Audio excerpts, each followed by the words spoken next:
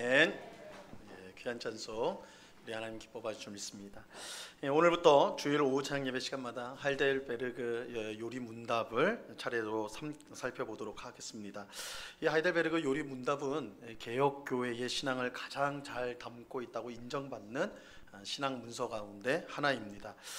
이름에서 알 수 있듯이 이거 어느 나라에서 만든 것 같아요? 하이델베르그 하면 독일이에요. 독일의 남부 지역에 아주 아름다운 대학 도시입니다. 아주 오래된 하이델베르그 대학이 있는데 유럽에서 아마 제 기억에는 세 번째로 오래된, 굉장히 오래된 대학교인데 그 도시가 굉장히 아름다운 도시입니다. 거기서 이제 만들어졌는데 지금으로부터 약 한 460년 전, 그러니까 1563년에 출판이 되었어요. 굉장히 오래된 문서인데 이 문서는 이제 당시에 개혁 신학을 가지고 있었던 이제 독일의 기독교인들 뿐만 아니라 주변에 있는 개신교도들의 그 믿음을 잘 세우기 위해서 이렇게 이제 작성이 되었는데요. 굉장히 목회적인 신앙 고백서, 신앙 이제 문서인데 어디서 알 수 있냐면 이게 52주로 되어 있습니다. 52부분으로 되어 있어요. 질문은 129개인데 129개의 이제 질문이 있어요. 우리가 지난번에 보았던 웨스트민스터 소요리 문답은 107개였죠.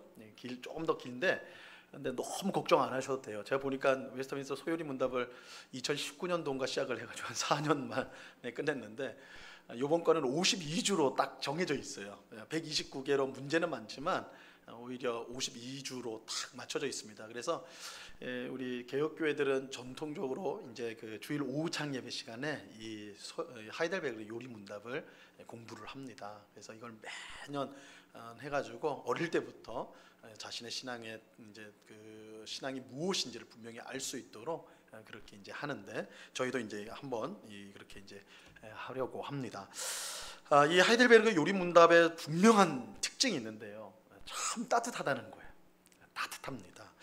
우리가 이제 곧 살펴보겠지만 1문답의 주제가 위로예요. 위로. 사나 죽으나 당신의 유일한 위로가 무엇입니까? 이게 제 1번 문제예요. 되게 따뜻하지 않습니까? 뭔가 사나 죽으나 당신의 유일한 위로는 무엇입니까? 이걸 이제 질문을 합니다.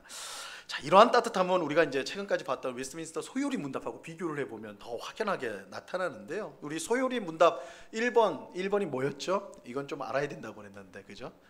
우리 은곡교회가 성도가 되려면 몇 가지는 좀 외워야 돼. 근데 이 소요리 문답 1번 문이 뭐였습니까? 사람의 제일 가는 목적이 무엇입니까? 인생의 제일 중요한 목적이 무엇입니까? 소요리 문답은 다 그렇게 가거든요. 굉장히 웅장하죠. 인생의 목적을 물어보는 처음부터 사람의 목적이 뭡니까? 사람은 무엇을 위해 삽니까? 이렇게 웅장하게 가잖아요. 하이델베르그 요리 문답은 우리 인생의 위로, 참된 위로는 무엇입니까? 굉장히 따뜻하죠. 이 질문 자체가 달라요. 사실 이 둘의 첫 질문은 이제 굉장히 달라요. 하나는 인생의 목적을 물어보지만 하나는 우리 인생의 위로가 뭐냐, 이게 굉장히 달라 보이는데 사실은 그 핵심은 하나님 중심이라는 점에서는 다르지 않습니다. 다르지 않아요. 다만 그 접근법이 하나님으로부터 시작하느냐 아니면 우리 사람으로부터 시작하느냐, 이 차이가 있을 뿐이에요. 그런데 이 차이는 다시 하나님 중심이라는 그 핵심으로 모아지기 때문에 사실상 소요리 문답이나 우리 오늘 이제 보고자 하는 하이델베르그 요리 문답이나 중심적인 내용에 있어서는 별 차이가 없습니다. 이게 접근법의 차이가 있어요. 가령 여러분 로마서하고 에베소서를 보면 이 접근법이 이 소요리 문답하고 하이델베르그 문답하고 이 차이점을 볼 수가 있습니다. 여러분 로마서는 1, 2, 3장에 뭘로 시작합니까? 이렇게 질문하면 모르겠죠. 내가 너무 거대한 기대를 가지고 질문했는데 그 로마서 1, 2, 3장은 사람의 죄로 시작을 해요. 사람의 죄로. 그래서 이방인들의 죄를 먼저 지적을 하고 그러면 이방인의 죄를 쫙 지적하면 유대인들이 기뻐하거든요. 야, 그렇지, 이방인들은 저건 다 지옥에 가서 장작이 될 녀석들이고 우리는 하나님 백성이다. 이런데 바울이 또 뭐라고 그래요? 유대인 너희도 다르지 않다. 이러면서 유대인들의 죄를, 그래서 모든 사람이 죄를 범하였으며 하나님의 영광에 이르지 못했다. 이래서 로마서 1, 2, 3장이 죄인, 우리가 죄인이다 여기에 이제 초점을 맞춰서 시작을 합니다. 우리 인생이 처한 비참한 현실에서 시작을 해요. 사실 이게 이제 하이델베르 요리 문답의 시작점하고 비슷해요. 우리의 위로가 뭐냐? 위로를 묻는 이유가 뭐예요? 우리의 형편이 위로가 필요한 형편이라는 거예요. 그래서 우리로부터 시작이 된다. 반면에 에베소서는 뭘로 시작이 돼요? 창세전에 하나님이 그 기쁘신 뜻대로 우리를 뭐했다? 예정하셨다. 이렇게 시작을 해. 웅장하죠. 소요리 문답처럼 사람의 제일 되는 목적이 뭡니까? 하나님께 하나님을 영화롭게 하고 그를 영원히 즐거워하는 것입니다. 웅장하게 시작을 한단 말이에요. 그래서 이 차이점이 이제 있습니다. 어쨌든 그럼에도 불구하고 이 둘의 시작점의 차이는 있지만 하나님이 이루어 가시는 구원, 하나님이 우리에게 주시는 구원과 영광이라는 점에서는 사실은 똑같이 만나기 때문에 그 본질적인 내용은 다르지 않습니다.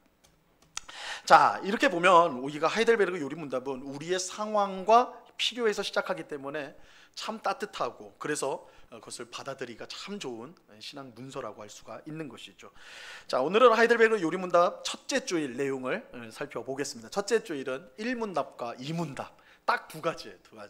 근데 내용이 조금 기니까 잘 따라오셔야 돼요. 자, 1문답을 우리가 먼저 보도록 하겠습니다. 제가 질문을 드리고 이제 답을 해주셔야 되는데 질문도 길죠. 답은 저것보다 훨씬 길어요. 그러니까 인내를 가지고 차근차근 한번 읽어봐 주세요. 이 내용이 기가 막히게 좋습니다. 그러니까 한번 여러분들이 같이 한번 읽어보죠. 제가 먼저 질문을 읽겠습니다. 우리가 이 땅에서 사는 동안에 그리고 죽을 때에 우리에게 위로를 주는 단 하나의 사실은 무엇입니까? 우리 답을 같이 읽습니다. 시작.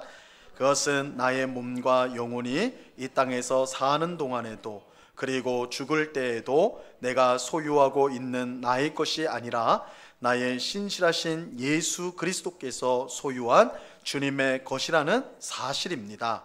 예수님께서는 자신의 고귀한 피를 흘려 나의 모든 죄값을 완전히 치러 주셨으며 사단의 모든 권세에서 나를 구하여 주셨습니다. 그리고 하늘에 계신 나의 아버지의 뜻이 아니라면 단 하나의 머리카락이라도 떨어지지 않도록 나를 지켜 주십니다. 진실로 내게 있는 모든 일들은 다 나를 구원하기 위하여 일어나는 일입니다. 그리하여 그리스도께서는 그리하여 그리스도께서는 성령 하나님을 통하여 우리에게 영원한 생명을 확신시켜 주시며 내게 진실한 마음으로 기꺼이 주님의 뜻대로 살고자 하는 마음을 주십니다. 사실 이걸로 설교를 대신해도 되는데 그러면 너무 성의 없다 하실까? 이제 조금 해설을 해보겠습니다. 이 요리문답의 첫 번째 질문은 우리의 위로가 뭐냐? 위로가 뭐냐라는 거예요. 여러분 무엇으로 위로를 받고 사십니까? 여러분의 위로는 뭐예요? 회사원들은 하루 종일 스트레스 받잖아요. 막 위에서 쪼고 아래에서 개기고 막 이러니까 굉장히 스트레스 받아가지고 퇴근 후에 뭘 해요? 술집에 가서 소주 한 잔에 시름을 다 잊어버린다고 그러잖아요. 소주 한 잔이 위로다 그러잖아요. 저는 그런 적이 없어가지고 실감 있게 표현을 못하는데 어쨌든 그러면 가정주부들은요, 뭐 다 그렇다는 건 아니니까 일부 그렇다는 거니까 가정주부는 어떻습니까? 그 가사의 스트레스를 어떻게 풀어요? 매일 아침에 나오는 드라마, 매일 아침에 나오는 그 아침 드라마의 주인공이 얼마나 잘생겼는지 몰라요, 그죠? 꽃미남이 나와가지고 야 내가 저런 사람 만났어야 되는데 그 말하는 거 또 여자 주인공한테 잘하는 게 나한테 잘하는 것처럼 느껴져가지고 위로를 받다, 그죠? 어르신들은 트로트 가수가 신나게 노래 부르면 아주 흥이 나요, 그죠? 그게 신이 나서 위로를 받습니다. 저마다 위로를 받는 게 있어요. 저마다 자신의 삶에 위로가 있단 말이에요. 여러분 군대 가면요, 초코파이가 그렇게 먹고 싶어져요.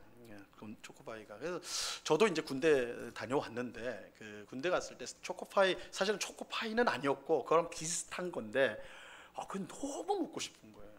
너무 먹고 싶었어요. 그런데 이제 지금은 안 그럴 겁니다. 제가 군대 있을 때만 해도 이등병은 매점을 못 갔어요. 감히 이등병이 어딜 가? 해가지고 매점을 못 갔으면 돈이 있어도 못 가요. 돈이 있어도. 그러니까 먹고는 싶은데 먹을 수가 없는 거예요. 누가 사다 줘야 되는데 누가 사다 줘요, 그죠? 이등병을 누가 신경이나 쓰겠어요. 그런데 어느 날 놀라운 엄청난 기회가 왔어요. 심부름을 시키는데 매점에 가서 뭐 좀 사오래요, 저한테. 이건 합법적으로 매점에 갈 수 있는 거예요. 아무리 이등병이라지만 심부름으로 가는 거니까. 그래서 그 심부름 가서 그거 사고 또 몰래 초코파이도 하나 샀죠. 한 통을 샀어요. 한 통을 사가지고 품속에 잘 숨겼습니다. 그거 걸리면 안 되니까 속에 딱 숨겼어요. 근데 문제는 뭐냐면 먹을 데가 없는 거예요. 먹을 데가. 그잖아. 이등병이 살 수도 없는데 먹을 데가 어디 있겠어요. 앞에서 먹었다가 이제 고참한테 걸리면 그 큰일 나는 거예요. 이거 아무리 생각해도 먹을 데가 없어. 먹을 데가 어떻게 해야 되는 거예요. 그래서 화장실에 갔어요. 화장실에.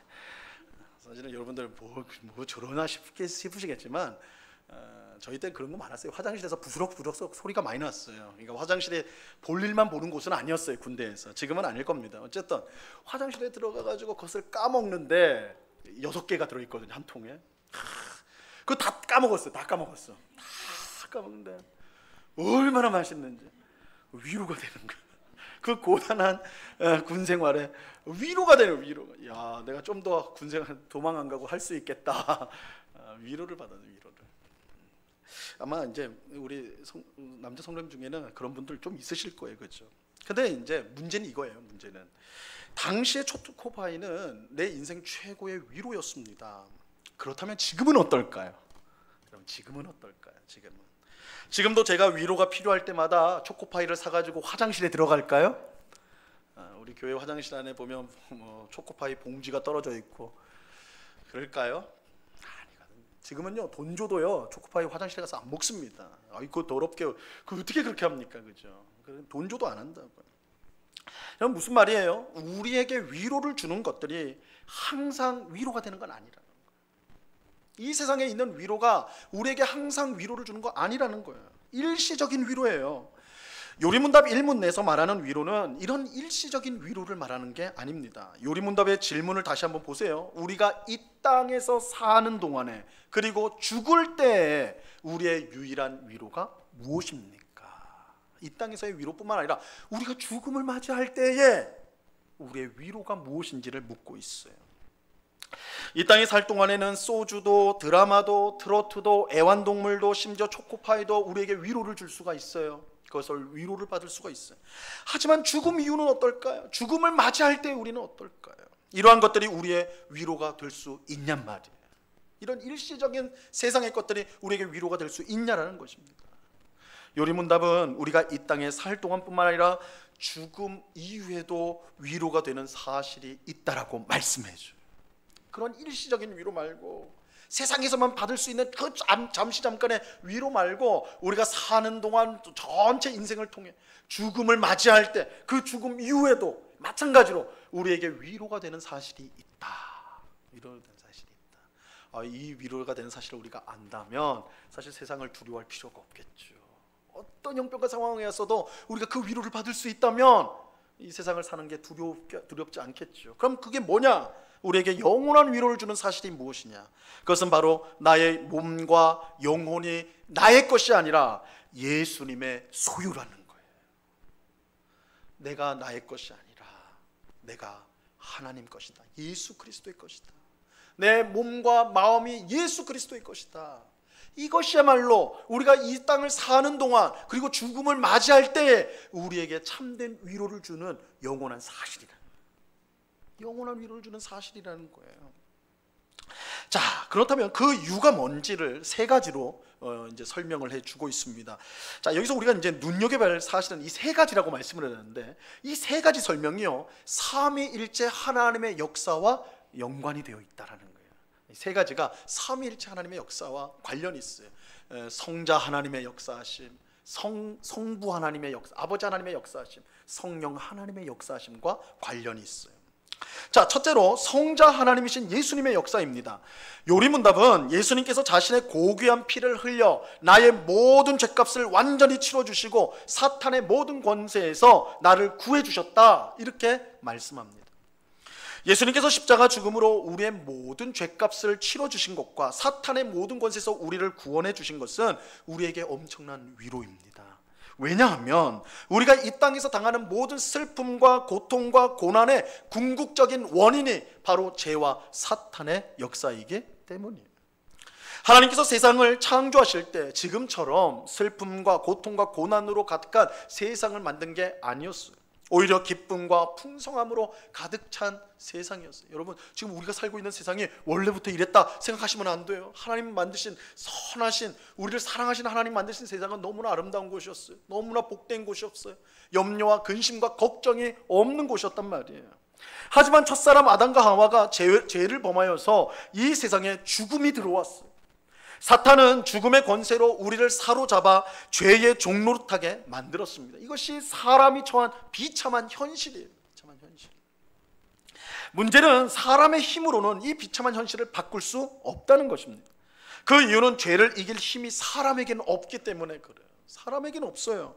아무리 과학이 발달하고 도덕과 철학, 교육이 발전해도 죄의 권세는 약화되기는커녕 없어지기는커녕 점점 더 강력해져요. 이것을 확인하는 것은 어렵지 않습니다. 목사님 왜 이렇게 비관적으로 보세요? 아니요, 제가 비관적인 게 아니라 오히려 현실적인 거예요. 그리고 어떻게 확인할 수 있어요? 여러분, 뉴스만 보면 알아요. 뉴스만. 우리 지난주에 우리 신림역, 바로 교회 옆에 있는 신림역에서 끔찍한 사고가 났잖아요. 그렇죠?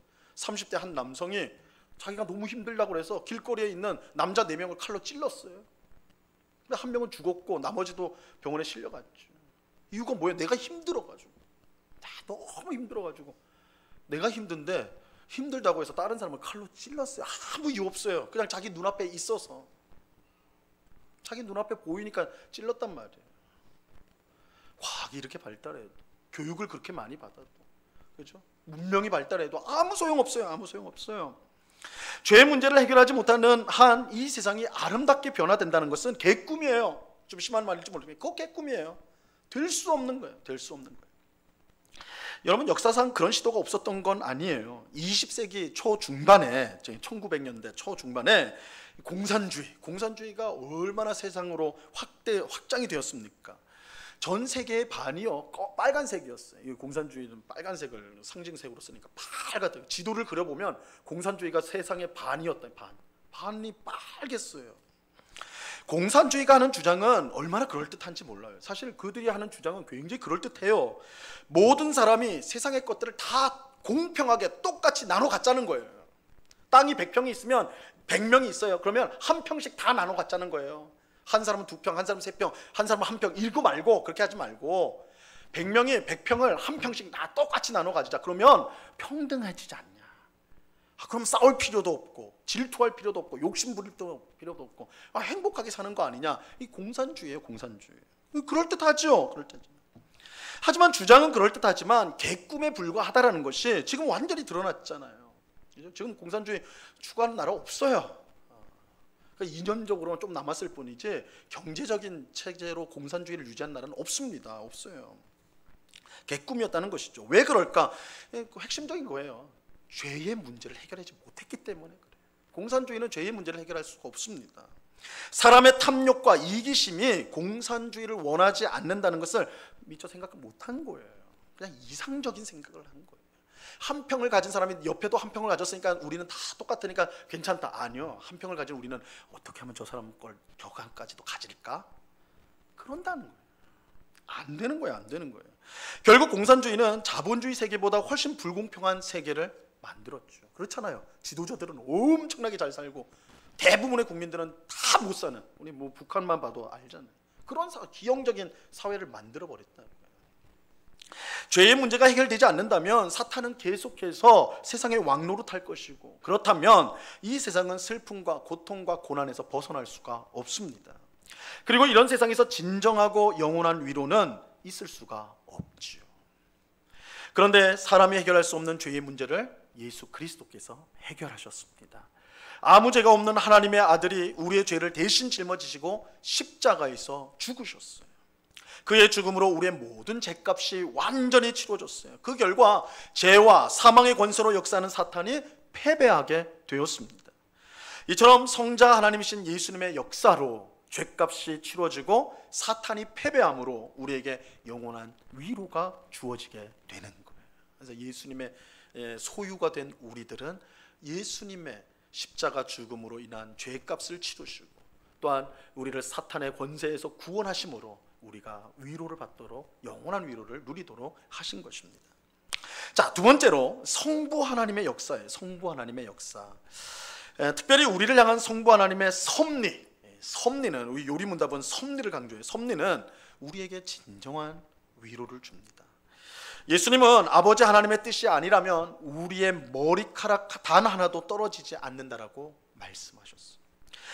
아무리 작은 일이라도요, 하나님께서 모두 주관하고 계십니다. 이런 점에서 우리 삶에 우연은 없습니다. 모든 것이 하나님의 섭리예요. 하나님 모든 섭리예요. 하나님의 뜻이에요. 여러분, 이것은 얼마나 우리에게 큰 위로가 되는 일인지 모릅니다. 특히 고난 가운데 고통받는 우리에게 진정한 위로가 돼요. 고난 가운데 우리는 혼자라는 생각, 그죠? 고난에 들어가면 우리가 왜 힘듭니까? 나 혼자라는 생각이 들어요. 어느 누구도 나를 이해하지 못한다, 그 생각이 들죠. 또 제일 힘든 건 이거죠. 왜 이런 일이 내게 생겼을까? 다른 사람에게 생긴 것은 우리가 뭐 그렇게 막 생각도 할 수 있고 막 그래요. 이유도 막 찾아줘요. 근데 내가 고난을 받으면 왜 이런 일이 내게 생겼을까? 왜 하필 내가 이런 고난 가운데 살아야 되는, 내가 이런 고통을 받아야 되는가? 이유를 몰라, 이유를. 그죠? 그것 때문에 괴로운 거예요. 하지만 하나님은 우리의 모든 고난이 하나님의 선한 뜻 가운데 있는 것이고, 하나님은 우리가 어떤 형편과 상황에 있더라도 언제나 함께 있다라고 말씀하시는 거예요. 우리가 이 사실을 믿음으로 받아들인다면 사실 이것보다 더 큰 위로가 없죠. 여러분, 우리가 이 땅을 산다면 예수 믿는다고 고난에서 제외되는 건 아니에요. 그렇게 가르친다면, 그렇게 설교한다면 그건 사기꾼이에요. 예수를 믿어도 고난을 받아요. 예수를 믿어도 질병에 걸립니다. 예수를 믿어도 자녀들이 성공하지 못하는 경우 있어요.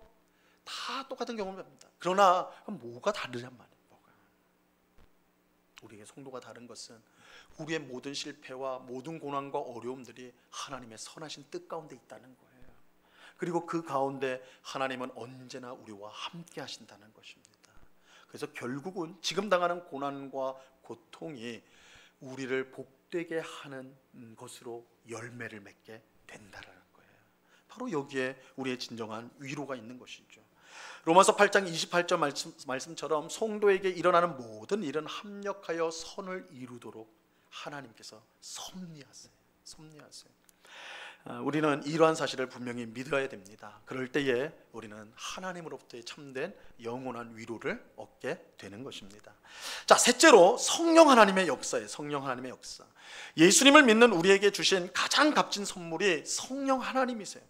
성령 하나님은 예수님을 믿는 성도의 마음에 오셔서 역사해 주세요.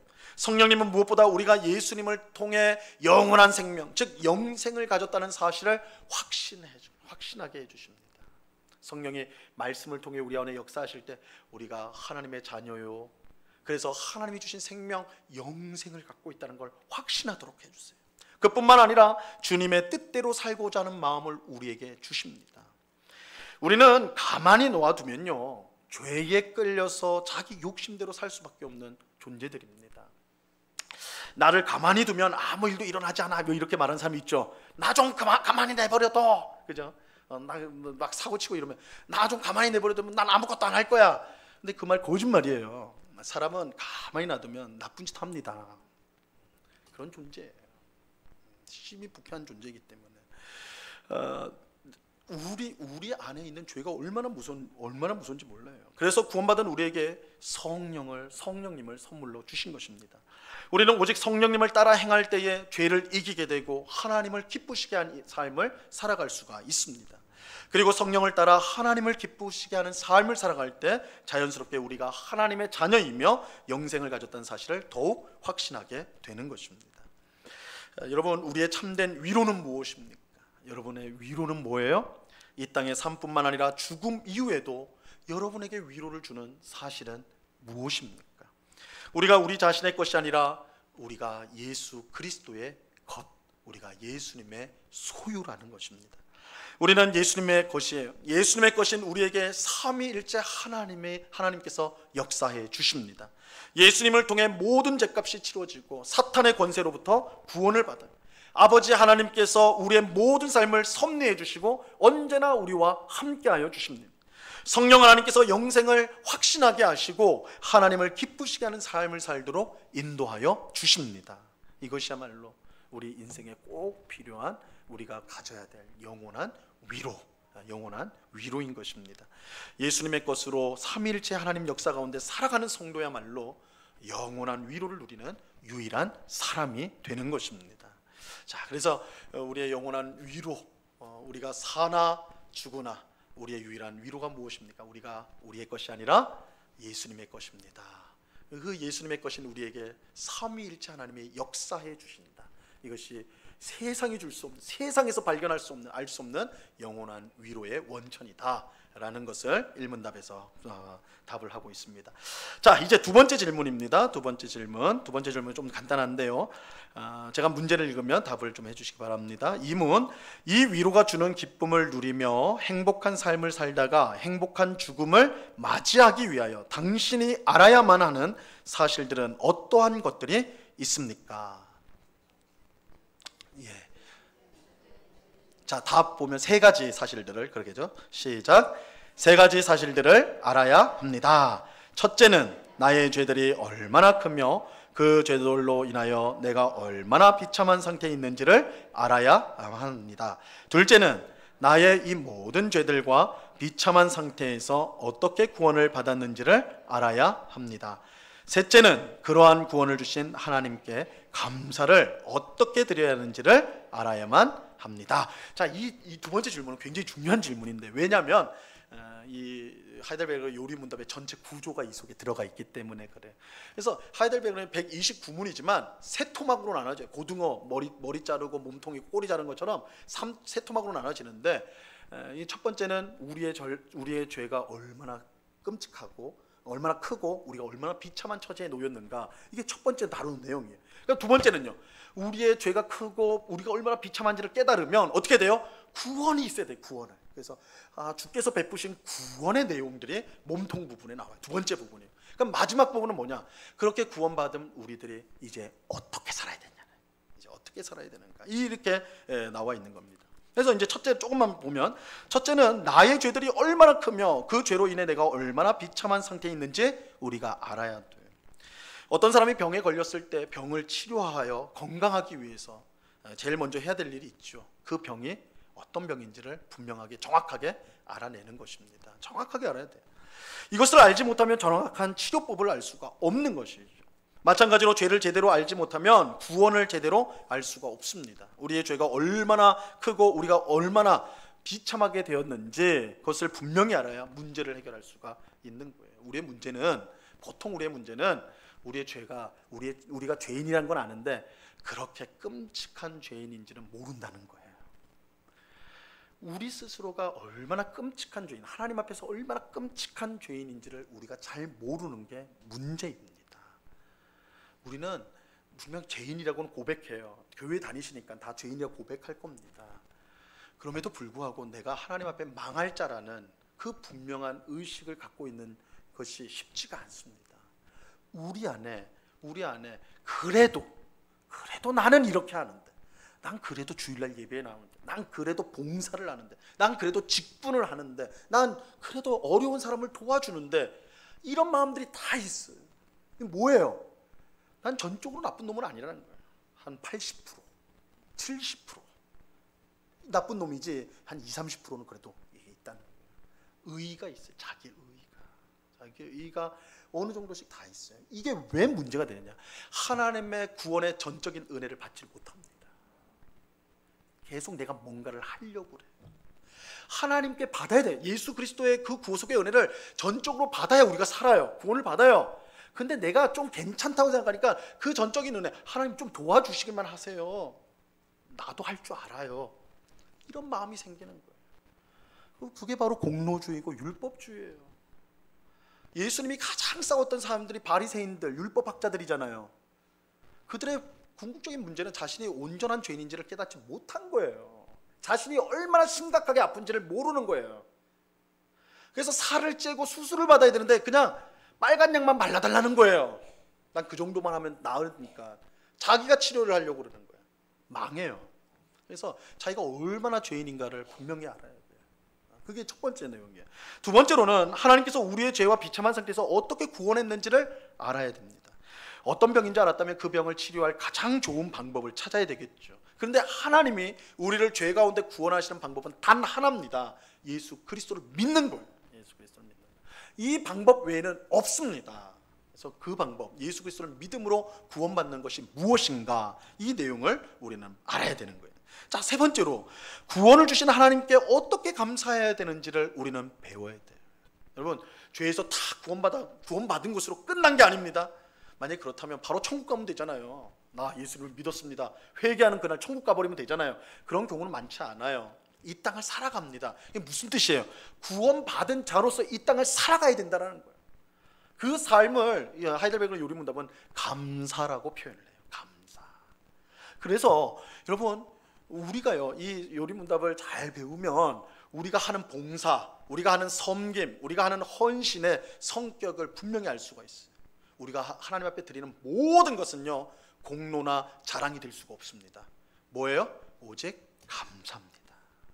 하나님 베푸신 그 놀라운 은혜에 대한 감사로 인해서 내가 헌신하고 수고하고 힘쓰는 거예요. 그것이 우리 그리스도인들이 이 땅을 살아야 되는 올바른 방식인 것입니다. 그래서 이 하이델베르그 요리문답을 우리가 잘 배우면 우리가 지금 얼마나 예수 믿기 전에 얼마나 비참한 처지에 놓였는가, 죄가 얼마나 가공할 만한 것인가, 그것을 알게 되고, 그것을 알 때에 예수 그리스도를 통해 주신 구원이 얼마나 큰 선물이고 은혜인가 알게 되고, 그 은혜를 힘입어 내가 주를 위해서 겸손히 살아가는, 정말 내 의와 공로를 내세우지 않고 오직 감사, 하나님께 대한 영광만 돌며 살아가는 성도의 삶을 살아갈 수가 있게 되는 것입니다. 자, 우리는 이제 앞으로 이제 이 내용들을 우리가 함께 살펴볼 텐데, 이 오후 시간에 피곤하고 힘든 시간이지만 우리 하이델베르그 요리문답 공부를 통해 가지고 이 내용들을 통해서 우리의 믿음이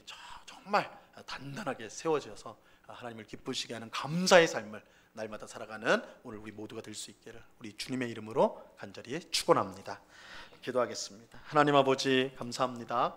우리 신앙의 선배들이 하나님의 은혜로 남겨준 귀한 문서, 신앙 문서 하이델베르그 요리문답을 하나씩 살펴보는 가운데 우리의 믿음이 더욱더 굳세지고 성경의 하나님의 말씀을 더욱더 잘 이해하게 되는, 그래서 이 세상 가운데 감사함으로 하나님께 영광을 돌리는, 하나님이 주시는 영원한 위로를 얻으며 고난과 어려움 속에서도 승리하는 주의 백성들로 설 수 있도록 주장하여 주시옵소서. 하나님, 우리에게 진정한 위로는 우리가 예수님의 것이라는 사실에서 비로이시 됩니다. 내가 내 것이 아니고 우리가 예수님의 것입니다. 내 인생이 내 것이 아니고 예수님의 것입니다. 내 인생의 짐을 내가 다 짊어지고 고통받을 것이 아니라 우리의 주인이신 예수님께 맡길 때에 우리가 참된 위로함 가운데 감사하며 살아갈 수가 있습니다. 이 위로를 날마다 누리며 감사하며 살아가는 주의 백성 되게 하여 주시옵소서. 감사하오며 예수님의 이름으로 기도드리옵나이다. 아멘.